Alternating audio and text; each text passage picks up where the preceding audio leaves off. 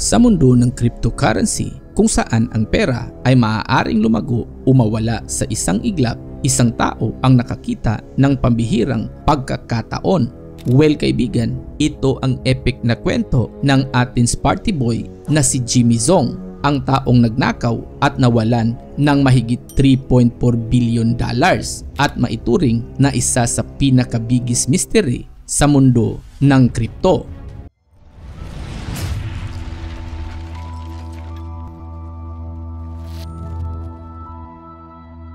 Nagmula sa China, lumaki si Jimmy Zong sa Georgia sa Amerika. Lumaking matalino, ambisyoso at may likas na talino at pagkahilig sa mga computer at teknolohiya. Nagkaroon ng matinding interes sa coding na naging daan sa kanyang mas malalim na pag-uunawa sa digital security at cryptocurrency. Pero sa kabila ng kanyang husay at galing sa teknolohiya, patuloy si Jimmy na humaharap sa kanyang personal issues, ang pagiging biktima ng bullying, labis na katabaan, paggamit ng ipinagbabawal na gamot at ang matinding kagustuhan na mapansin, lalong-lalo na sa mga kababaihan. Ngunit ang lahat ng ito ay unti-unting nagbabago dahil si Jimmy ay biglang nagkakahalaga ng $3 billion. Sa murang edad na 22, isa si Jimmy sa mga unang gumamit ng crypto system. Noong 2012, habang napadpad sa isang dark web marketplace na Silk Road, na isang notorious dark web kung saan maaaring bumili at magbenta ng iba't ibang illegal na produkto at serbisyo gamit ang Bitcoin. Ngunit sa halip na bumili o magbenta, nakita ni Jimmy ang isang glitch o kahinaan sa withdrawal system ng Silk Road. Gamit ang kanyang husay sa computer, nagawang manipulahin ni Jimmy ang withdrawal system ng Silk Road at linlangin ang sistema sa pamagitan ng paggawa ng ilang series of manipulative withdrawal na nagbigay sa kanya ng kakayahan na mag-withdraw ng mas maraming Bitcoin kaysa kanyang idiniposito. Ang loophole na ito ang nagbigay daan kay Jimmy na magnakaw ng mahigit 50,000 Bitcoin na sa mga puntong iyon nagkakahalaga ng $600,000, isang napakalaking halaga para sa isang 22 years old college student tulad ni Jimmy. Dahil dito sa kauna-unahang pagkakataon, nagkaroon si Jimmy ng maraming pera at ginamit niya ito upang magkaroon ng kaibigan, pumunta sa mga local bars, bumili ng inumin para sa lahat, nagrenta ng mamahaling hotel, bumili ng kotse at bagong bahay sa tabi ng lawa. Kalaunan, ang lahat ay tila ba gustong makasama si Jimmy at sa kagustuhan niya na mapansin, lalong-lalo na sa mga kababaihan. Nagsimula si Jimmy na mag-organize ng mga bonggang party. Party dito, party doon, at syempre kasama ang mga babae. At hindi ito nag-aatubiling gumastos ng milyon-milyon upang mapahanga ang mga tao sa kanyang paligid. Minsan, dinala niya ang buong tropa sa isang private jet at lumipad upang manood ng isang college football game habang binigyan ang bawat isa ng $10,000 bilang shopping money. May ilang pagkakataon na nagpakita ito ng maleta na puno ng pera upang mapahanga ang babaeng nagustuhan nito. Ngunit sa huli, walang ni isa ang tunay na may interes sa kanya. At sa loob ng maraming taon, labis na nag-enjoy si Jimmy sa kanyang bagong mundo. At kung sakaling naisip mo kaibigan na maubusan si Jimmy dahil sa kanyang magastos na pamumuhay, ngunit hindi. Dahil sa paglipas ng mga taon, patuloy na tumataas ang halaga ng kanyang Bitcoin. Noong 2018, umabot ng $200 million ang halaga ng kanyang crypto.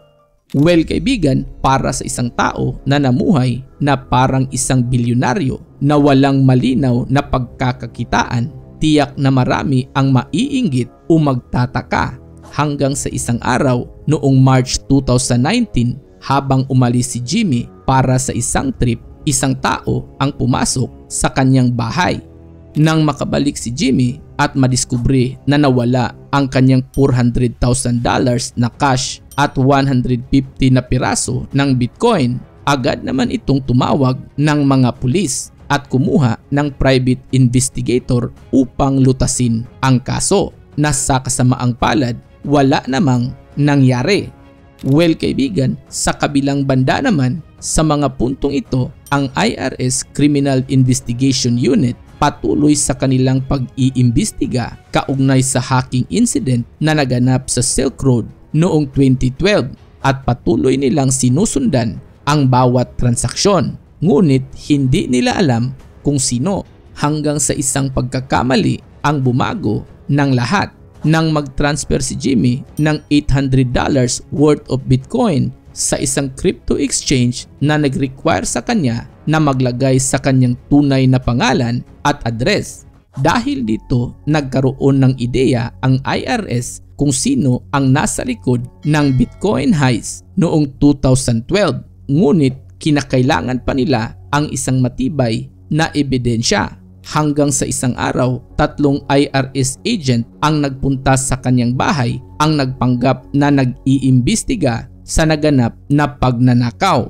Ang lahat ng ito ay tila ba may sense kay Jimmy dahil ang kanyang kasong pagnanakaw ay kailanman hindi nalutas. Kaya malugod na tinanggap ni Jimmy ang 3 IRS agent sa loob ng kanyang bahay at ipinakita ang kanyang gamit, ang kanyang bar at maging ang kanyang stripper pole.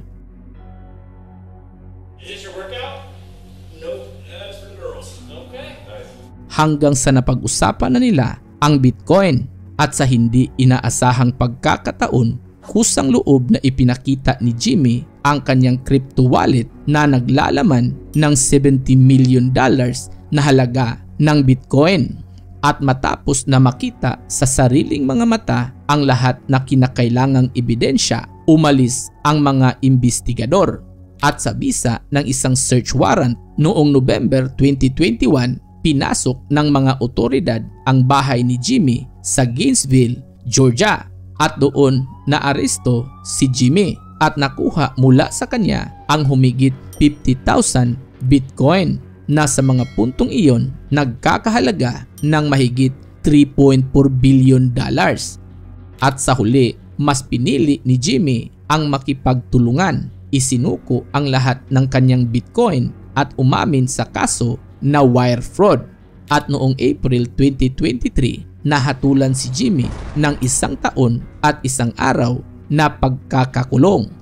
Well kaibigan, ang kwento ni Jimmy ay isang paalala na kahit gaano man kalaki ang pera na nakamit sa maling paraan, hinding-hindi ito magtatagal.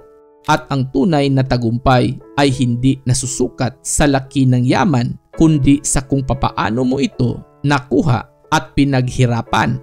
Ito ang The Epic Unlimited, kung saan ang bawat kwento ay may mas malalim na katotohanan. Kaya, peace out!